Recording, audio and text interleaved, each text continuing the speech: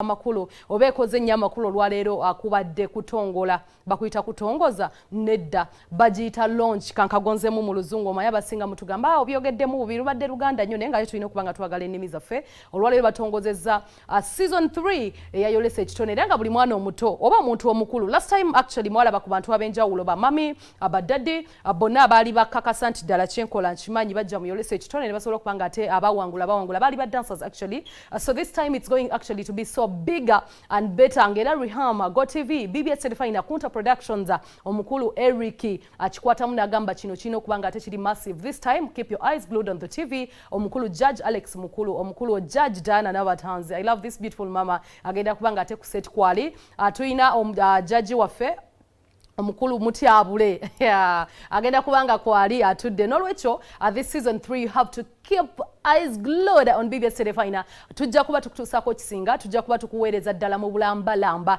buli lwa Sunday actually simanyi oba mulaba ensitano ku Sunday buli sawa 2 eyo nayo jeri still straight out Kunta Productions. Olunaku olwaleero launch bwetu bwetambudde tubadde mu bitundu bya Kampala ebyenjawulo ba Jackstar ba Happy Powers buli mukozi wa Telefina lera sibieta tudde aluwansonga launch eno nga bwe mbagambye eri big and better katubirabi.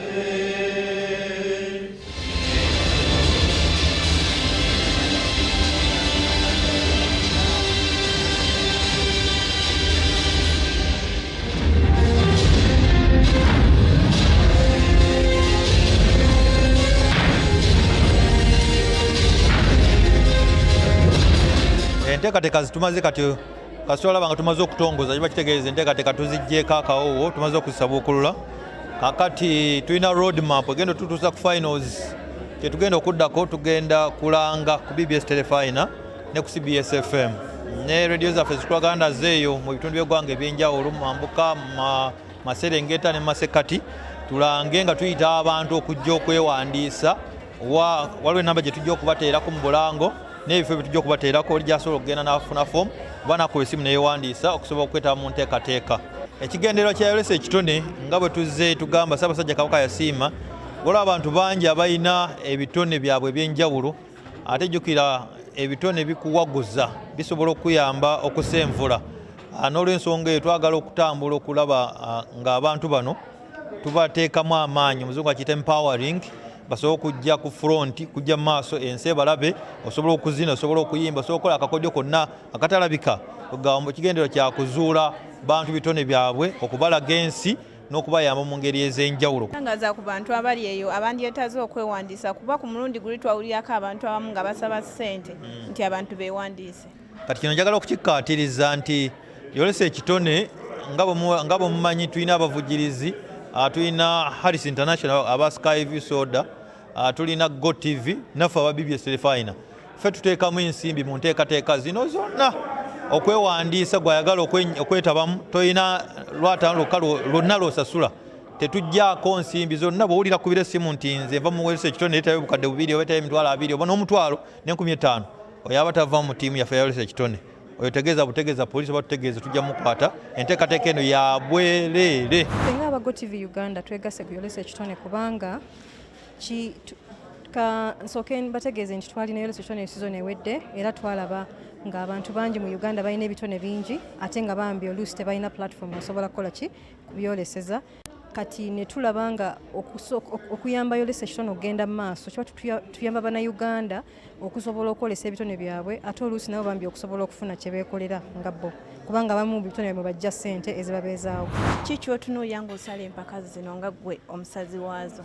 Nja kwogera ndowooza ekiri geno abantu ebiseera ebisinga challenge gye bafuna bwe bajja mu yolesa ekitone batunuulira ffe bajjaaji kwagala ku impressinga n'abatanzi kwagala ku impressinga mukulu kwagala ku impressinga mutyabula abeerako nenze kyengenda okubagamba nti gwe jangu nga weekakasa kyokola ki kyozze okwolesa jangu nga wekkiririzaamu sooka okakase nti ddala oyina ekitone kubanga namba esinga ey'abantu abajja mu yolesa ekitone naye nga naye tali shuwa ku kikyalina oli ajja nga ayagala mu mugambire awo oba alinamu oba takola kitalinamu kitone. Nze kyengenda okugamba nti gwe ali eyo bw'oba ozze mu yolesa ekitone fuba okulaba nti nawe kennyini weekakasa ky'olina ate era bw'oba okirina kyolese ekigambo ekyo kitegeere nti bw'oboze laga kyolina packaging endabikayo nga gwe omuntu talenti gy'ozooka okulaga engeri gy'ogiragamu bitusikiriza naffe okugamba nti mu butuufu ono wanjawulo. Wabaawo abayimbi nga Zebba Wambuwi Kapera ng'omwana Zebba alaga mu Bulazi najja bawaamu Buwi Kapera naye nga tazze kulaga kitone kye, tazze kwolesa,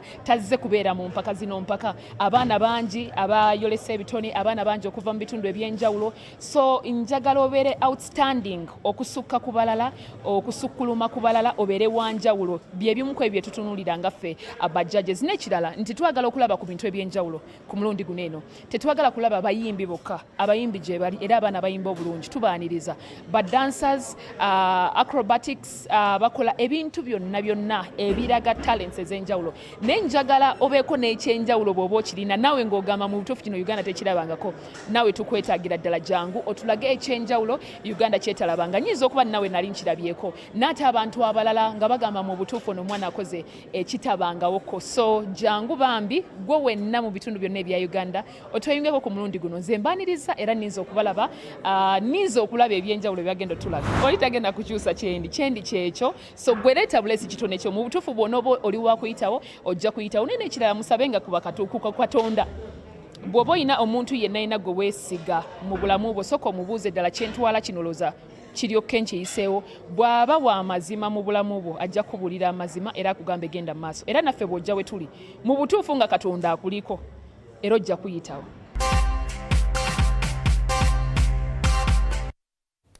Okay, that was Judge Dan and abatanzi era nga mwesunga okubanga ate mujja kubanga mumusanga kuluna kumulindwa. Yolese kitone wekumire ku BBS Certifina.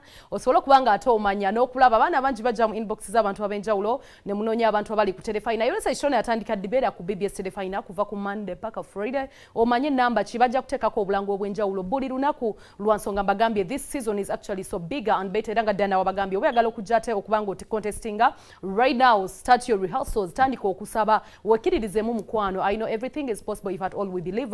Osobola kubanga atojjanga buli kimu kyekyo kiriya nnyo. Judge Alex Akenso sabagambye mujjenga muli ready. Come when you are ready. Mwogeredde nze mwogezi we nolwekyo mujjenga mwetegese bulungi nnyo. Musobola kubanga ate musanga abajudge nga muli ready. Don't come when you're so disorganized obanga byokola tobitote. Omuntu agamba atobisobodde you didn't rehearse. So to avoid such embarrassments musobola kubanga ate mwekumira ku Certifina mufune updates okuva ku 0 paka ku last. Akunsonga zezimu Shiba Karunje over the